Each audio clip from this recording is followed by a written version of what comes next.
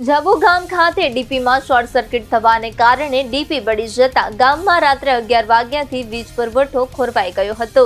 ઘટનાની જાણ થતાં એમજીવીસીએલની ટીમે રાત્રે સ્થળ પર પહોંચી તપાસ હાથ ધરી હતી, પરંતુ કોઈ કાર્યવાહી કર્યા વગર પરત ફરી જતા ગ્રામજનોમાં ભારે રોષ ફેલાયો હતો।